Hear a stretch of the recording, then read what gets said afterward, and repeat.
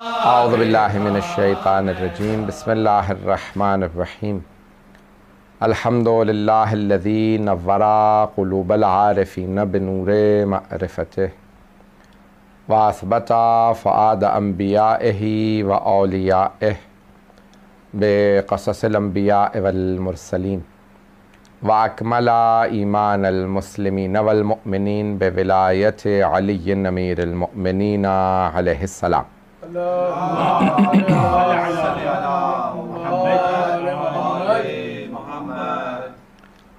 वस्सलातु वस्सलाम व तहिय्यतु वल इकराम अला अफ़ज़लिल मौजूदात अल आब्दिल मुअय्यद वर रसूलिल मुसद्दद अल मुस्तफ़ल अमजद अल महमूदिल अहमद आनी अबुल क़ासिम मुहम्मद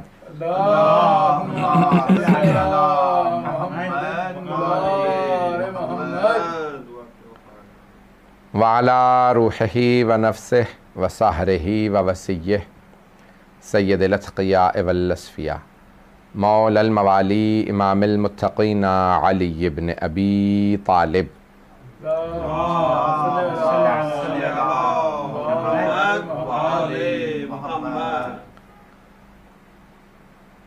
व अला औसियाइही ला सिय्यमा बक़िय्यतिल्लाहि फ़िल अर्ज़ीन रूही व अरवाहुल आलमीन लितुराब मक़दमिहिल फ़िदा वल्लअनतुद दाइमतु अला अअदाइहिम अजमईन मिनल आन इला क़ियाम यौमिद्दीन। अम्मा बअदु फ़क़द क़ाल अल्लाहुल हकीम फ़ी किताबिहिल करीम बिस्मिल्लाहिर रहमानिर रहीम उदऊनी अस्तजिब लकुम सदक़ल्लाहुल अलियुल अज़ीम। सलवात।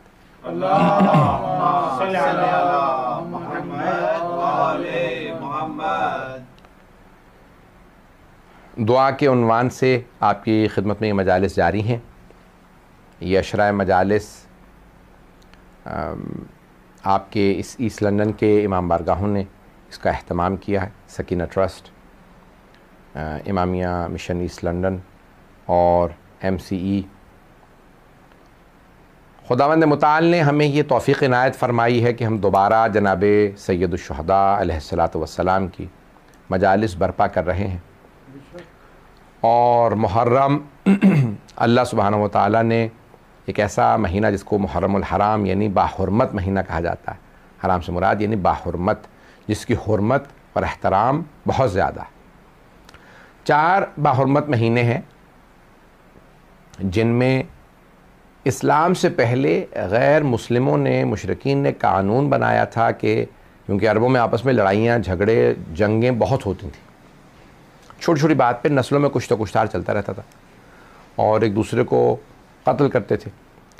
तो उन्होंने ख़ुद ही फ़ैसला किया कि हम साल में 4 महीने जंग नहीं किया करेंगे और वो 4 महीने ऐसे होने चाहिए कि 3 महीने एक साथ हों, 1 महीना अलग हो। उन्होंने भी 3 और 1 को अलग रखा है। तो 3 महीने जो हैं एक साथ और 1 महीना अलग। वो जो 3 महीने उन्होंने एक साथ रखे थे वो थे ज़िलक़ाद, ज़िलहिज और मुहर्रम। मुहर्रमुल हराम, ज़िलक़ादतुल हराम, ज़िलहिज्जतुल हराम, ये 3 महीने साथ हैं और 1 अलग है, वो है रजबुल मुरज्जब। तो ये 4 महीने जिसमें वो उन्होंने फ़ैसला किया हम जंग नहीं करेंगे। इस्लाम ने आने के बाद इसी कानून पे इम्ज़ा कर दिए और कहा ये कानून सही है, इस कानून को ऐसा ही रखा जाए कि साल में 4 महीने जंग ना हो। तो जंग सिफ़ीन हुई, मौला ने वहाँ पे जंग रोक दी कि नहीं, अब रजब का महीना आ गया, जंग रोक दो। फिर ज़िलक़ाद से 3 महीने जंग नहीं की। तो इस्लाम से पहले का कानून था कि मुहर्रम में जंग नहीं होगी और यज़ीद को इस्लाम का तो पास था ही नहीं, इस्लाम से पहले का अरबों के कानून का भी पास नहीं था। उसने मुहर्रम पे हुसैन इब्न अली का खून बहाया। तो आप देख सकते हैं कि अगर कोई कहे कि नहीं वो अरब था, नहीं, उसे किसी कानून का पास नहीं था, ना इलाही कानून का पास था, ना ही दुनियावी कानून का। मेरे बहुत से बरादरान जो है एक जुमला कह देते हैं, क्योंकि हमारे बहुत से मोमिनीन ने यहाँ पे मौज़ूआत भी दिए हैं, एक जुमला कह देते हैं कि करबला की जंग जो है वो इमामत की जंग थी या विलायत की जंग थी। विलायत की एक हद तक कह सकते हैं, लेकिन इमामत की जंग नहीं कहा जा सकता। कहते हैं इमामत की यानी अहले बैत अलैहिस्सलाम की और उनके दुश्मनों की जंग थी। नहीं, ऐसी बात नहीं है। इस्लाम की जंग थी, दीन की जंग थी। बहुत से हमारे खुद मुसलमान और बहुत से मोमिनीन भी धोखा खा जाते हैं। वो ये समझते हैं कि यजीद अल्लाह को मानता था, रसूल खुदा को मानता था, कुरान को मानता था, सिर्फ इमामत का मुनकिर था। ऐसा नहीं है। यजीद खुदा ही को नहीं मानता था। ये मुझे बहुत खुशी हुई कि आप हज़रात तक मेरी बात पहुंच गई है, मुझे वजाहत की ज़रूरत नहीं पड़ी। ये मत कहा कीजिए कि नहीं, यजीद खुदा को मानता था, रसूल को मानता था, कुरान को मानता था, इमामत का मुनकिर था। अरे मुमकिन ही नहीं है कि कोई अल्लाह को माने और हुसैन का खून बहा दे, मुमकिन ही नहीं है। और इसलिए ये कहना ही नहीं चाहिए कि वो अल्लाह को, जो करबला में आए थे वो अल्लाह को मानते थे, रसूल को मानते थे, कुरान को मानते थे, नमाज को मानते थे, इमाम हुसैन को नहीं मानते थे इसलिए इमाम हुसैन के खिलाफ थे। नहीं, ऐसा नहीं है।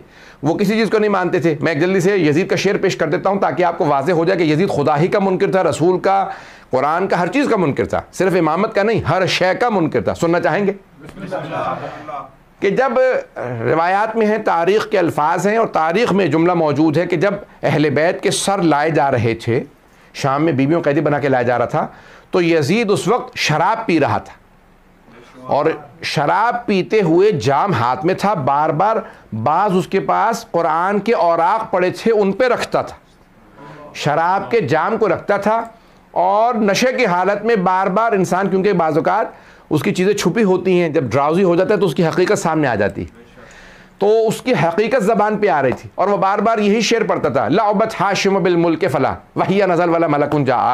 ये बनी हाशिम ने खेल खेला था, ना कोई फरिश्ता आया है, ना कोई वही है, ना खुदा है, ना मोहम्मद है, ना कोई जिब्राइल है, ना कुरान है, मैं कुछ नहीं मानता, मेरे अजदाद सही थे, मोहम्मद गलत था। वो अपनी असलियत बता रहा था कि ना वो अल्लाह को मानता है, ना रसूल को, ना कुरान को, ना हज़रत जिब्राइल को, ना हज़रत रसूल खुदा को।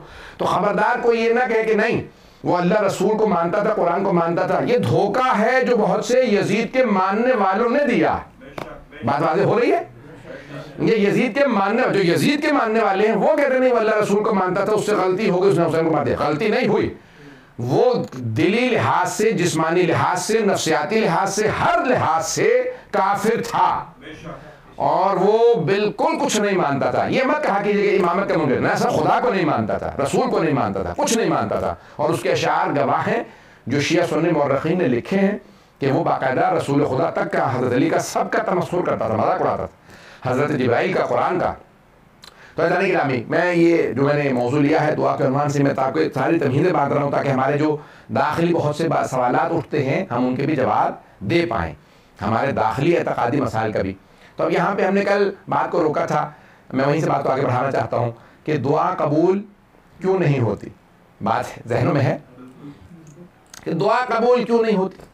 तो बहुत से उसकी इल्ल व असबाब हैं, बहुत सी चीज़ें हैं। हमने कहा था कि हलाल रिज़्क़ पहली शर्त है, माँ बाप की फर्माबरदारी, उनको राज़ी रखना दूसरी शर्त है, खूनी रिश्तेदारों के साथ ताल्लुक़ वास्ता रखना तीसरी शर्त है। शराइत हैं, दुआ ज़रूर कबूल होगी, लेकिन इंसान ये बात सोच ले कि भी मुझे कामों को सही करना है तो फिर खुद ब खुद दुआ कबूल हो जाएगी।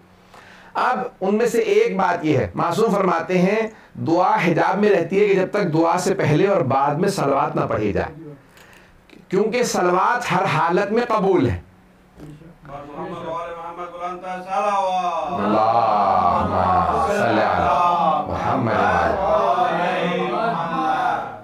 सलवात जो है वो हर हालत में कबूल है। और दलील क्या है हर हालत में कबूल है? ये आयत, इन्नल्लाहा व मलाइकतहु युसल्लूना अलन नबी या अय्युहल्लज़ीना आमनू सल्लु अलैहि व सल्लिमू तस्लीमा। अल्लाहुम्मा सल्लि अला मुहम्मद। कि बेशक कि अल्लाह और उसके मलाइका नबी और उनकी आलपीन नबी पे दुरूद और सलाम भेजते हैं। ए ईमान वालो तुम भी दुरूद और सलाम भेजा करो। तो जिस काम में अल्लाह कह रहा है कि अल्लाह भेजता है वो काम रद्द नहीं होता। इसलिए हमारे आइम्मा अलैहिस्सलाम ने फरमाया कि जब भी दुआ मांगो तो दुआ से पहले भी सलावत पढ़ लिया करो, दुआ के इख्तिताम पे भी। काम हो रहा दो जगह क्यों? कि अगर इब्तिदा भी कबूल है, इंतहा भी कबूल है, तो जो शय वसत में होगी उसे रद्द नहीं किया जाएगा। तो इसलिए दुआ की कबूलियत के लिए सलावत एक शर्त है। और बहरहाल बहुत सी शराइत हैं, बहुत से हमारे दुआएं कबूल नहीं होती, बाज़ औक़ात मसलहत नहीं होती। मैं एक वाक़या जल्दी से पेश कर दूँ, ये मशहूर और मारूफ वाक़या है, मैं इसको पहले पढ़ चुका हूँ किसी मकाम पे मरहूम अल्लामा अमीनी, शेख अब्दुल हुसैन अमीनी साहिब अल-गदीर, जिन्होंने किताब लिखी है अल-गदीर, गदीर खुम के वाक़े को उन्होंने साबित किया है। 20 जिल्दों में किताब लिखी है अल-गदीर फिल किताब व सुन्नत वल अदब।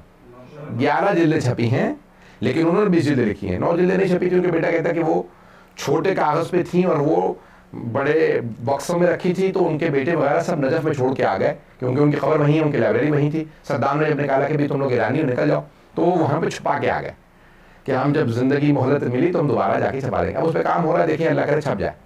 अल-गदीर फिल किताब, किताबुल्लाह व सुन्नत वल अदब।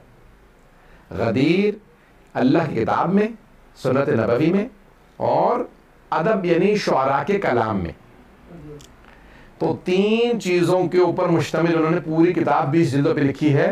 और सबसे बड़ा कमाल उनकी किताब का ये है कि उन्होंने तमाम अहादीस अल-गदीर की जो साबित की है कि गदीर खुम में कुछ हुआ है, तमाम अहादीस अहले सुन्नत की किताबों से जमा की है। कहना बड़ा आसान है, कहना बड़ा आसान। भाई शियों का मौजू है गदीर, भाई शिया मजहब की बुनियाद है गदीर। भाई 2 चीज़ें हमारी बुनियाद है, शियों की पहचान है 2 चीज़ें, गदीर खुम और मैदान करबला।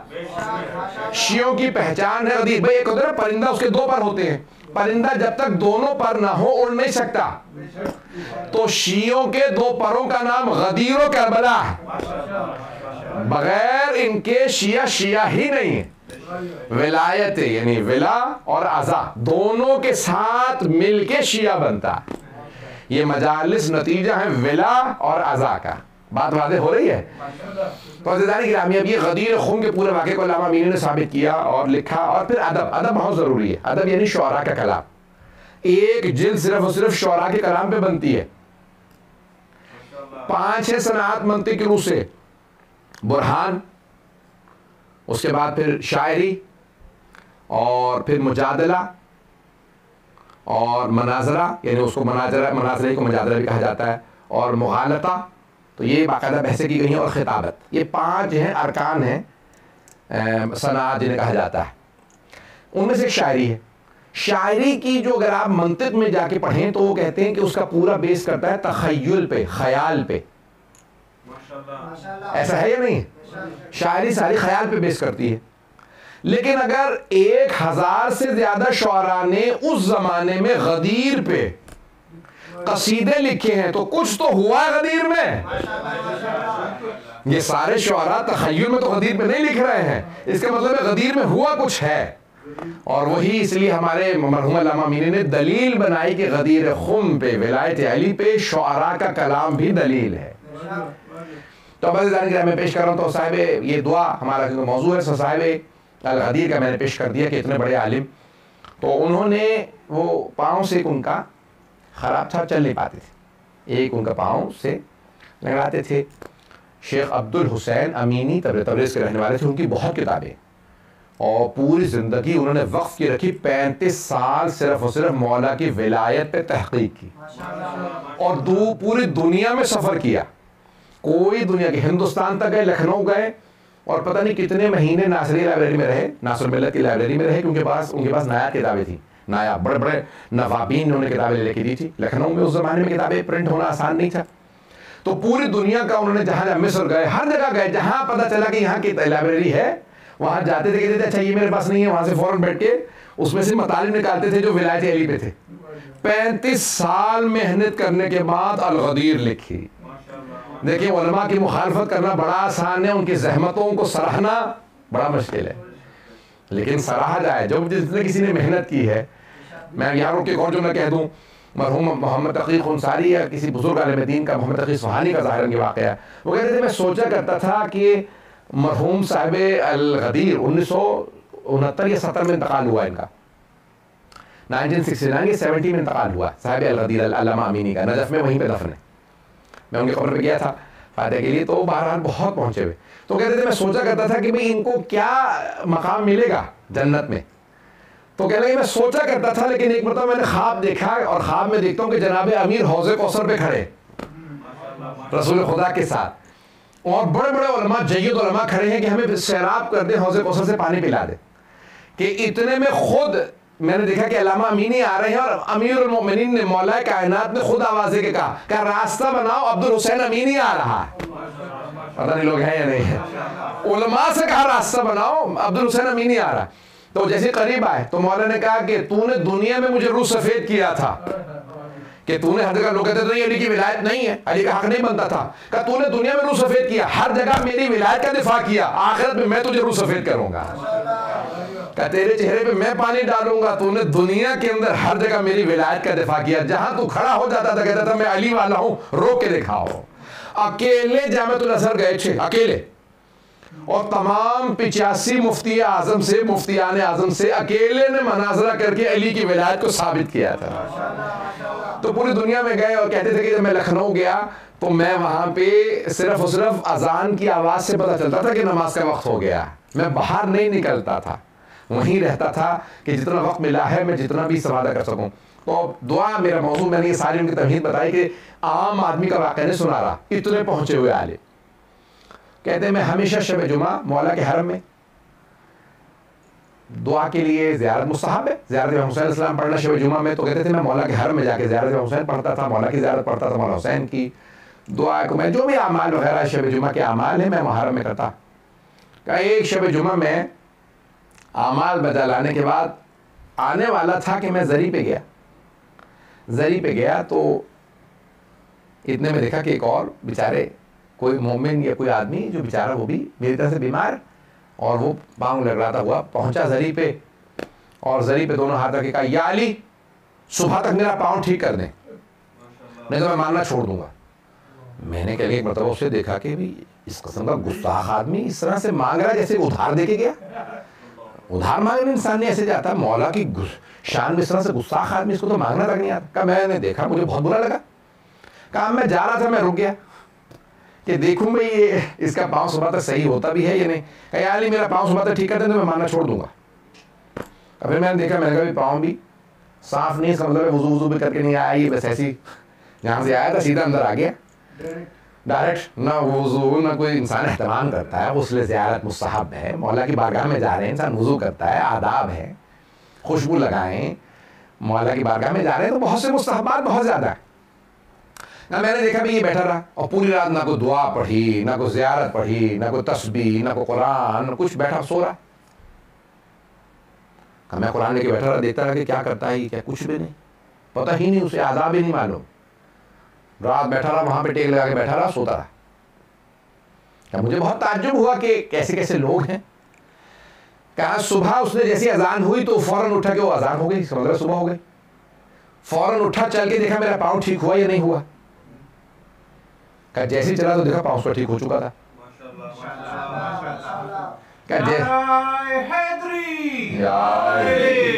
कहा उसने खुद भी चल के देखा मेरा पाँव ठीक हुआ या नहीं, तो उसको देखा पाँव ठीक हो चुका था। कहा ज़री भी आया, हाथ लगा, कहा यार नहीं शुक्रिया मेरा पाँव ठीक हो गया। कहा चला गया। कहा वो तो चला गया, मेरा दिल टूट गया। 3 वजूहात से। कहा मौला 35 साल हो गए आपकी ज़री पे, अपने जूते मेरे टूट गए, यहाँ आता हूँ घर से आप, बस उसके अलावा मेरा कोई और जगह ही कुछ नहीं। हरम या घर, घर या हरम या किताब खाने, लिखता हूँ पढ़ता हूँ, मुज्तहिद बना, इतने तलबा दुनिया भर से आते हैं उन्हें पढ़ाता हूँ, मुज्तहिद बना। दूसरा अल-गदीर लिख रहा हूँ, पता नहीं बात पहुंच रही नहीं पहुंच रही। हरम में रहता हूँ, मुज्तहिद बना हूँ, अल-गदीर लिख रहा हूँ, आज तक मेरा पाँव सही नहीं हुआ। उनका भी प्रॉब्लम। वो कहने लगे वो आया ना, उसकी कोई इबादत ना कुछ, उसने ज़री पे हाथ रखा, सुबह पाँव ठीक, घर चला भी गया। कहा लेकिन मेरी इतनी हिम्मत नहीं थी, इंसान जितना उसका रुतबा ज़्यादा होता है ना, उसके अतबारा उतने ज़्यादा होते हैं। मेरी हिम्मत नहीं हुई कि मैं मौला की ज़री पे शिकवा करूँ कि मौला मेरा पाँव ठीक नहीं हुआ। कहा तो कुछ नहीं, मैंने ज़री पे दोबारा ज़ियारत पढ़ी, फजर के बाद चला गया। अब पूरी रात जागता रहा था, नींद आ रही थी, सुबह जाके सो गया। आपका दिल एक बात खटने लगी, भाई क्यों मेरी अब तक दुआ कबूल नहीं। कहा मैंने जैसे ही मैं सोया तो ख्वाब में देखा जनाब अमीर तशरीफ लाए, तो मौला कायनात आए और कहा अब्दुल हुसैन अमीनी क्या बात है, यानी ख्वाब में भी पूछ रहे हैं कि क्या बात है, दिल में कोई बात तो नहीं है। तो कहा कि नहीं मौला कोई बात नहीं। कहा ख्वाब में मेरी जरूरत नहीं हो रही कि मैं मौला से शिकवा कर सकूं। कि मेरे दिल में शिकवा तो है मौला, मेरा पाँव ठीक नहीं हो रहा। कहा है अब्दुल हुसैन अमीनी, उसने मुझे चैलेंज किया था, सुबह तक पाँव ठीक कर दे मारना छोड़ दूंगा। कहा उस बेचारे का इतना ईमान था, अगर पाँव ठीक ना होता तो उसका ईमान चला जाता। पता नहीं बात पहुंची या नहीं पहुंची। कहा उस बेचारे का ईमान इतना ही था, अगर पाँव उसका ठीक ना होता, वो कहता या अली मेरा पाँव ठीक नहीं, मैं क्यों मानूं आपको। तो मैंने उसका पाँव इसलिए ठीक कर दिया। अब आप बहुत से हमारे शिया अक्सर कहते हैं, कहते मौलाना हमारे मोहल्ले के अक्सर अहले सुन्नत आते हैं, मन्नतें उठाते हैं, सबकी मन्नतें पूरी हो जाती हैं, हमारी मन्नतें वहीं की वहीं। ओ भाई वो जितने भी आते हैं वो आते ही सिर्फ मन्नतों के लिए हैं। पता नहीं लोग हैं या नहीं है। मैं जुमला पेश करूंगा, गौर से सुनिएगा, मुझे सारे मजमे की तवज्जो चाहिए। ये दुआ मौजू है, मैं इब्तिदाई मजालिस है, मुझे आज ये एक मौजू इसको गहराई में लेके जाना है, तो इसलिए पेश कर रहा हूँ। तो अल्लामा अमीनी कहते हैं कि मौला ने ख्वाब में मुझसे कहा कि अब्दुल हुसैन अमीनी, उसका ईमान बस इतना ही था, उसने मुझसे कहा मेरा पाँव ठीक कर दे मानना छोड़ दूंगा। ए अब्दुल हुसैन अमीनी, पहली बात जहां तक तुम्हारे इज्तिहाद का ताल्लुक है तो उसका सवाब बहुत ज्यादा आखिरत में मिलेगा। जहां तक तुम्हारे पाँव का ताल्लुक है, अगर तुम्हें पता चल जाए कि इस बीमारी या परेशानी का आखिरत में बदल क्या है, तुम कभी भी सेहत की दुआ ही ना मांगो। और तीसरे, अगर तुम मुझसे कह भी दो ना कि अली मैं मानना छोड़ दूंगा, मेरा पाँव ठीक कर दे, तब भी ठीक नहीं करूंगा। और जहां तक अल गदीर का ताल्लुक है तो मेरा हक है कि तुम लिखो।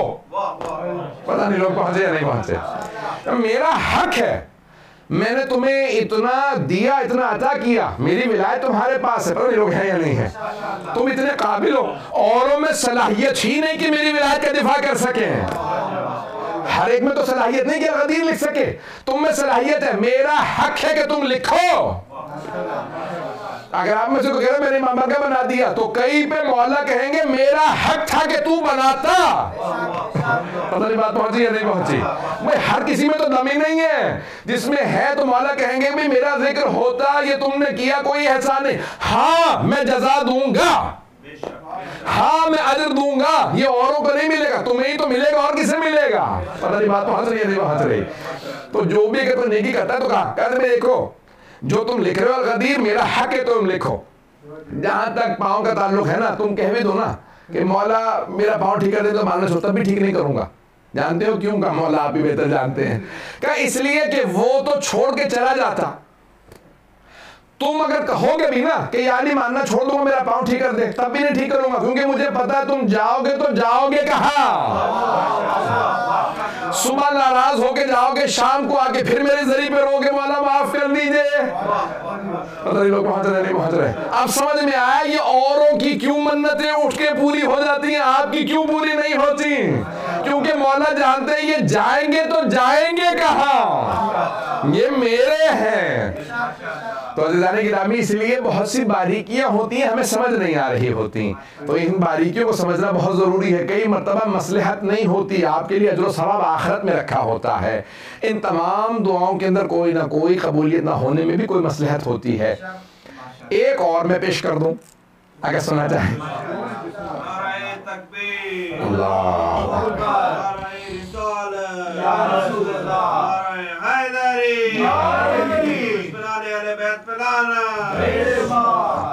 बस भाई आपकी मोहब्बतों की नजर कर रहा हूँ कि जिस अंदाज से आप सुन रहे हैं, मैं जानता हूँ मजमा कम है, लेकिन जिस अंदाज से सुन रहे हैं वैसे सुनते रहे, मैं भी पढ़ता रहूंगा। तो जाने कि अब एक चौथे इमाम से पूछा किसी ने कि मौला हमारी दुआएं कबूल नहीं होती, और बहुत से गुनाहगार लोग हैं उनकी फौरन पूरी हो जाती। हम मजलिसों में भी मिसाल के तौर पे आगे आगे बहुत से लोग हैं, मौलाना मैं तो हर मजलिस में भी आता हूँ, मैं हर मिलाद में भी आता हूँ, नमाज भी नहीं छोड़ता, उसके बावजूद मेरी तो दुआएं कबूल नहीं हो रही हैं। तो मैंने उनको यही सुनाया, मैंने कहा चौथे इमाम से किसी ने कहा मौला मैं तो बहुत कोशिश करता हूँ गुनाह भी ना करूँ, नेकियां भी करता हूँ, और कई गुनाहगार ऐसी शक्लें देखता हूँ कि बहुत गुनाहगार हैं, उनकी दुआ कबूल हो जाती। तो मौला ने कहा कई मांगने वाले ऐसे होते हैं जिनकी आवाज अल्लाह को पसंद नहीं होती, तो अल्लाह फरिश्तों से कहता है इसे फौरन दे दो, दोबारा ना मांगे। पता नहीं लोग हैं या नहीं है। कई ऐसे मांगने वाले होते हैं अल्लाह उनकी दुआ दोबारा सुनना नहीं चाहता, कहा इसकी आज ही दे दो, दोबारा ना मांगे। और किसी का मांगना अल्लाह को इतना पसंद होता है, कहता है फरिश्तों गवाह रहना, इसको नहीं दे रहा ताकि मांगता रहे, मुझे इसका मांगना बहुत पसंद है। तो कोई इतनी मोहब्बत से मांगते हैं, इतनी अकीदत से मांगते हैं कि अल्लाह को और मासूमीन को उनका मांगना बड़ा पसंद होता है। तो इस अंदाज से मांगिए कि उससे आपका मांगना पसंद आए। बात पहुंच रही है? तो इसलिए बड़ी अकीदत से मांगना, यहाँ तक कि इंसान मांगे तो टूटे हुए दिल से। मैंने बहुत से लोगों को देखा कि बड़े रो रो के दुआ मांगते हैं। उनको देखते हुए इंसान को होता है कि वाकई ये दुआ है, जो हम करते हैं वो दुआ नहीं, ये दुआ है। इतना मैंने देखा है, बाज़ लोगों की दुआ में असर होता है कि आंसू यहाँ पे दुआ शुरू करते हैं और उनके आंसू बहने लगते हैं। वाकई इंसान को यकीन हो जाता है कि हाँ, कुछ ऐसे दुआ मांगने वाले हैं कि जिनकी वजह से हर एक की दुआ कबूल होती है। तो रिवायत के अल्फाज हैं, कुछ ऐसे मांगने वाले होते हैं जिनकी वजह से सबकी, इतना बड़ा मजमा होता है उसमें बात करते, एक ऐसा होता है, एक जिसकी वजह से जब फरिश्ते आते हैं ना, अल्लाह कहते हैं जा उसकी दुआ ले आ। फरिश्ते कहते हैं परवरदिगारा उसी महफिल में जहाँ पे वो आदमी बैठा है, कहाँ जब जा रहे हो तो फिर सबके लिए आना दुआ। लोग है या नहीं? वो करीम है, एक की दुआ के लिए भेजा कि उसकी दुआ ले आना का परवरदिगार, फिर बाकी लोग कभी सबकी जब जा ही रहे हो तो सबकी दुआएं ले आओ। इतना करीम है, गुनहगारों की दुआएं भी कबूल कर लेता है एक नेक की वजह से। अब समझ में आया ये मस्जिदों इमाम बारगाहों में दुआएं मांगना क्यों मुस्तहब है? क्योंकि वहां पे एक ऐसा होगा जिसकी वजह से दुआ कबूल हो रही होगी। इसीलिए कहा जाता है जरी पे जाओ, हरम में जाओ, वहां जल्दी दुआ कबूल होती है, हमारी वजह से नहीं। हम तो वही गुनहगार हैं, लंदन में बैठ के मांगे, करबला में बैठ के मांगे। करबला में कोई हुसैन है जिसके सदके में दुआएं सारी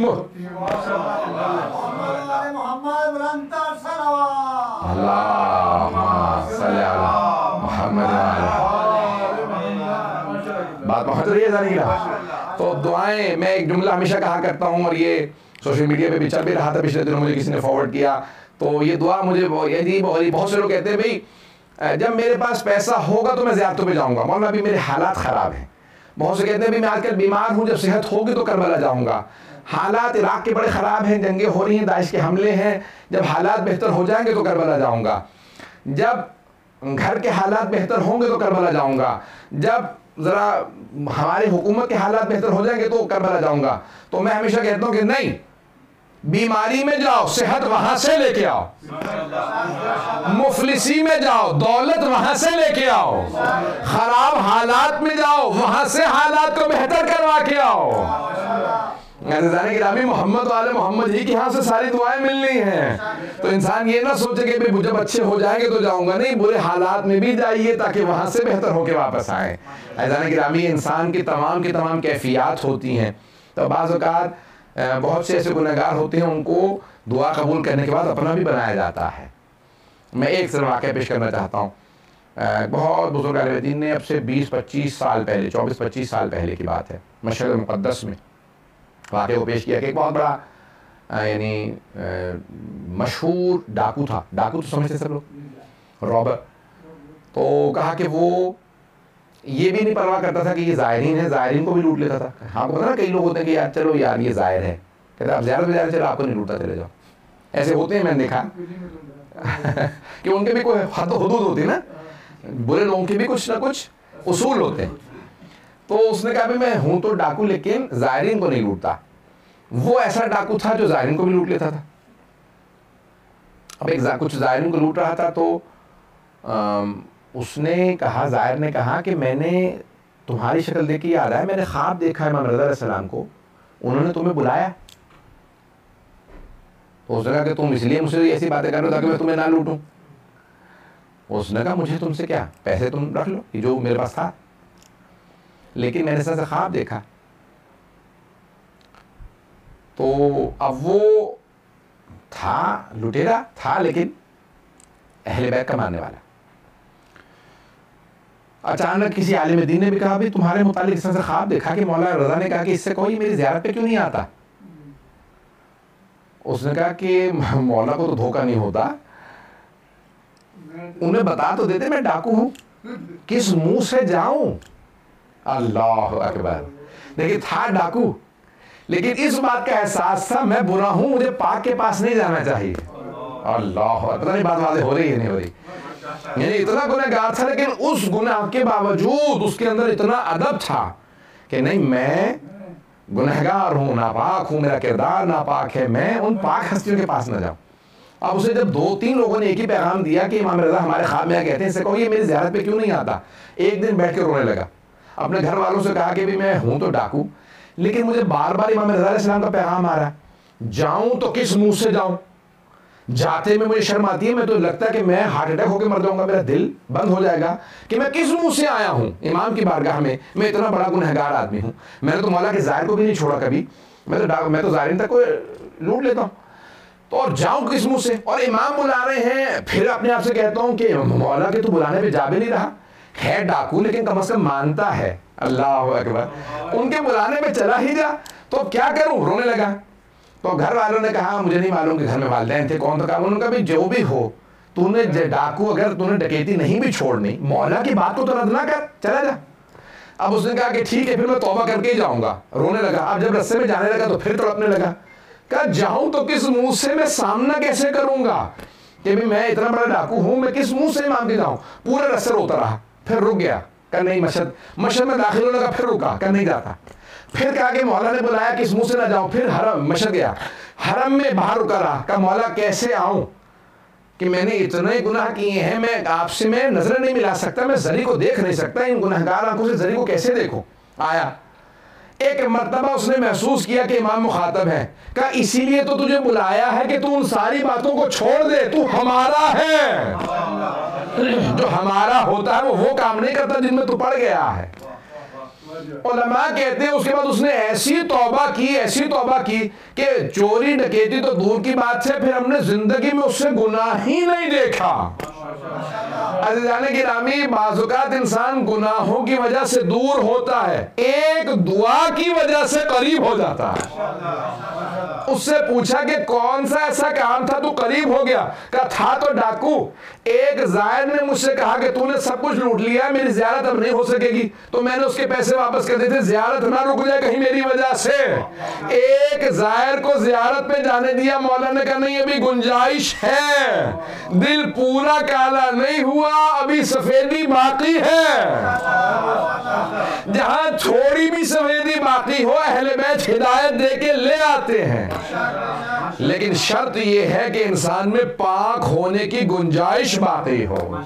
जहां सलाहियत हो वहां पे पाकीज़गी आ जाती है, जहां सलाहियत ही खत्म हो जाए तो फिर वहां बाज़ औक़ात दरवाजे बंद हो जाते हैं। दरवाजे बंद ना होने दें, जब तक दरवाजे खुले हैं आले मोहम्मद अलैहिस्सलाम के, तब तक इंसान की तौबा कबूल होती है।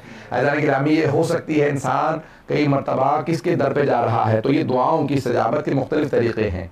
तो मैंने कहा कि बहुत से लोगों की दुआएं कबूल नहीं होती, लेकिन बहुत से गुनहगारों की दुआएं कबूल हो जाती हैं। मैं 4 से 5 मिनट की ज़हमत दूंगा, उसके बाद फिर मसाइल। नाराए तकबीर, अल्लाहु अकबर, नाराए रिसालत, या रसूल अल्लाह, नाराए हैदरी, बुलंदतर सलवात, अल्लाहुम्मा सल्ली अला मुहम्मद व आले मुहम्मद वाजिल फरजम।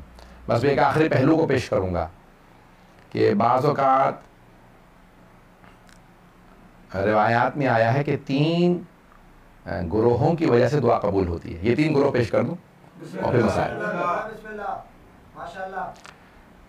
भाई आप लोगों ने बहुत मोहब्बत से सुना इसलिए पेश कर रहा हूँ। 3 गुरोहों दस्तों की वजह से दुआ कबूल होती है। रिवायत के अल्फाज हैं कि अल्लाह सुब्हानहू व तआला कहता है कि जब मैं लोगों के गुनाहों को देखता हूँ ना, तो दिल करता है मैं अजाब भेज दूँ। मैं अपने अंदाज से पेश कर रहा हूँ, लोगों के गुनाहों को देख के अल्लाह कहता है मैं चाहता कि मैं अजाब भेज दूं, लेकिन जब मैं 3 गुरोहों को देखता हूं तो मैं सारे अजाब टाल देता हूं। 3 गुरोहों को, कौन कौन से 3 गुरोह? कहा जब मैं माओं की गोदों में छोटे छोटे बच्चों को देखता हूं कि ये बच्चा, इस बच्चे का क्या कसूर है, मासूम बच्चे, बेगुनाह बच्चे। कहा जब मैं छोटे छोटे बच्चों को माओं की गोद में देखता हूं। अब क्या कहते हैं उलमा, जब दुआ मांगने बैठो, अगर घर में छोटा बच्चा है तो गोद में ले लो, और अगर बच्चे थोड़ा थोड़ा बोलना सीख चुके हो तो कहो बेटा मैं दुआ मांगूंगा, तुम आमीन कह देना। बच्चों से, अपने ही बच्चों से, जो नाबालिग बच्चे हैं उनसे आमीन कहलवाएं, उनकी दुआएं कबूल होती हैं। ये बहुत अजीब और गरीब पहलू है। मैं जब सोचता हूँ, यकीन मानिए इंसान की तक़वियत होती है। नाबालिग बच्चे से कहो आमीन कह दे, इस गैर बालिग बच्चे की एक आमीन दुआ कबूल करवा देती है।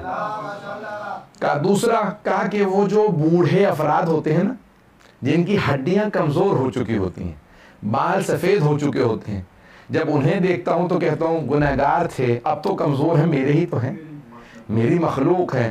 कहा जब उन्हें देखता हूँ, घर में कहते हैं अगर एक माँ बाप में से बूढ़ा भी हो ना तो खुदा का शुक्र करते रहो, तुम्हें मालूम नहीं है जो कुछ नहीं कर सकते अब, जो अब कुछ नहीं कर सकते, उन बूढ़े वालिदैन की वजह से घरों में रहमतें आती रहती हैं, उनकी वजह से रहमतें आती रहती है। इनके घर में बूढ़े आदमी हैं।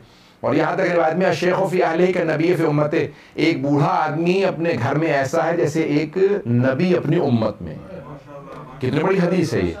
मल्ला यहज़ुल फ़क़ीह में शेख सदूक ने लिखी है अशेख फी अहलिही का नबी फी उम्मत, एक बूढ़ा आदमी अपने अहल खाना में ऐसा है जैसा एक नबी अपनी उम्मत में। बस मैंने तमाम किया। और तीसरा दस्ता कौन है? क्या 3 दस्ते जिनके से मैं दुआएं कबूल करता हूँ, छोटे बच्चे, बूढ़े अफराद, और कहा ज़मीन पे बैठे हुए हाथ फैलाए हुए मेरे बंदे जो दुआएं मांग रहे होते हैं, ये अरे मेरी ज़मीन पे बैठे हाथ फैला के दुआएं मांग रहे हैं। कहा जब मेरे बंदे मेरे सामने मांगते हैं ना तो कहते अरे इन्होंने मुझसे मांगा है। अल्लाह अकबर। आपने और किया, आप किसी सखी के पास चले जाए ना तो कहता है क्योंकि आप आ गए हैं तो मना नहीं करूंगा। ऐसा है या नहीं है? सखी के पास भी चले जाए, कहते हैं आप आ गए हैं मना नहीं करूंगा।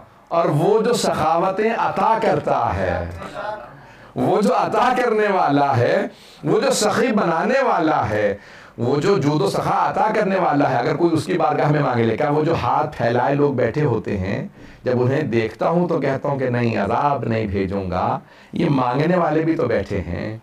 मैं इंशाअल्लाह कल पेश करूंगा कि दुआओं की, ये जो आइम्मा अलैहिस्सलाम की बात दुआओं के अंदर अल्फाज हैं उसके क्या असरात हैं। तो अहले बैत अलैहिस्सलाम की बहुत सी दुआएं, मैंने कल जहाँ मसाब को रोका था वहीं से जारी रखूँगा कि जनाब सैयदुश शुहदा ने जनाब अब्बास अलैहिस्सलाम से कहा अब्बास ये फहरिस्त है, सबको बता दें कौन कौन करबला साथ जाएगा। सब तैयार हो गए। रिवायत के अल्फाज हैं ऊंटों पे जो पानी लादा था वो अकेले जनाब अब्बास ने लादा था। इतना पानी था कि हजरत हुर के पूरे लश्कर को पानी पिलाया, 1000 के लश्कर को पानी पिलाया, जानवरों को पानी पिलाया। तो इतना पानी था, अगर वो ख़त्म ना होता करबला में प्यास ना होती। लेकिन हुसैन इतने सखी का नहीं, दुश्मन की सवारी भी प्यासी ना रहे। हुसैन करीम है, बहुत अता करने वाले। चंद जुमले मसाहब के 5 से 7 मिनट की जहमत दूंगा। जनाब सैयदुश शुहदा अलैहिस्सलातु वस्सलाम ने जनाब अब्बास अलैहिस्सलाम से कहा कि इन जवानों को बता दिया? हाँ बता दिया। सबको बता दिया? पानी? हाँ। बस अब हमारे सफ़र का दिन है 28 रजब, हम 28 रजब को नाना के शहर मदीना को छोड़ के चले जाएंगे। सबसे पहले खुद जनाब सैयदुश शुहदा रसूल खुदा सल्लल्लाहु अलैहि वसल्लम के रोज़े पे आए, रोज़ा रसूल पे आए। अल-वक़ाए वल हवादिस में मरहूम मलबूबी ने लिखे, मोहम्मद तक़ी मलबूबी ने जुमले लिखे हैं कि जनाब सैयदुश शुहदा रोज़ा रसूल पे, क़ब्र रसूल पे इतना रोए कि गश कर गए, क़ब्र रसूल पे गिर गए। और ख़ुद ही रिवायत बयान करते हैं, मौला हुसैन कहते हैं कि जब मैं बेहोश होकर गिरा तो मैंने देखा मेरे नाना कब्र से उठे, और जब मुझे बचपने में जैसे सीने लगाते थे वैसे ही मुझे सीने से लगा के प्यार करने लगे। कहा कि मेरे लाल आप अनकरीब मेरे पास आ जाएंगे। कहा नाना क्या है, अल्लाह का क्या हुक्म है मेरे लिए? कहा इन्नल्लाह शाअ यराका क़तीला, मशीयत इलाही यही है कि आप शहादत दीजिए, आपकी क़ुरबानी। कहा नाना मेरी बहनों के मुताल्लिक़ क्या हुक्म है? कहा इन्नल्लाह शाअ यराहुन्ना सबाया, मशीयत यही है कि वो कैदी जब बने तो उनकी वजह से आपकी क़ुरबानी बचेगी। कहा बस नाना ठीक है, जैसा आपका फरमान। उठे, नाना से विदा किया, माँ की कब्र पे आए। और आप जानते हैं ना जैसे एक बच्चा माँ से लिपट के रोता है, जनाब सैयदुश शुहदा कब्र जनाब सैयदा से लिपटी और बुलंद आवाज़ से रोने लगे, अम्मा मैं करबला जा रहा हूँ, अम्मा मैं करबला जा रहा हूँ। मेरा दिल कहता है जनाब सैयदा ने कहा होगा मेरे लाल आप तन्हा नहीं जा रहे, मैं आपके साथ करबला आऊँगी। बल्कि मेरा तो दिल कहता है जनाब सैयदा ने कहा होगा मेरे लाल जब आप जुलझना से गिरेंगे तो मैं अपना बुरका वहाँ बिछा दूंगी। मेरे लाल जहाँ पे रेत पे आपका सर रखा होगा मैं अपने हाथों का रखूंगी। मेरे लाल मैं हर जगह पे आपके साथ रहूंगी।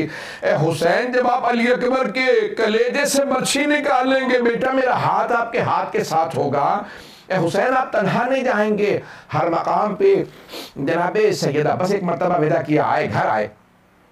घर आने के बाद जनाब सैयदुल शुहदा मसनद बिछा के बैठ गए और अब्दुल्लाह इब्न सलाम बहारबी ने ज़ाहिर रिवायत की है और ये मुख्तलिफ जो बड़े बड़े रवात हैं इन्होंने जुमला किया कि एक मरतबा कहा, देखे तो सही कि रसूल खुदा के शहर वाले नवासे रसूल जाने रिसालत को कैसे विदा करते हैं।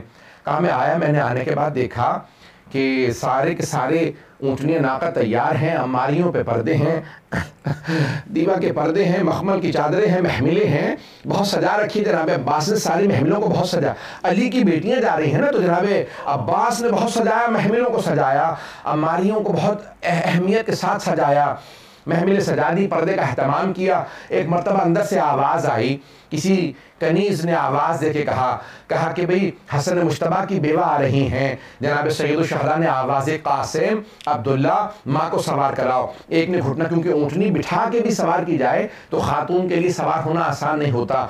एक बेटे ने घुटना ज़मीन पर रखा ताकि माँ वहाँ पे पाँव रख के सवार हो सकें। दूसरे ने माँ का बाजू थामा, कहीं गिर ना जाए, सवार करा दिया। इतने में आवाज़ दी, बस सब बीवियों को एक करके सवार कराते चले जा रहे हैं।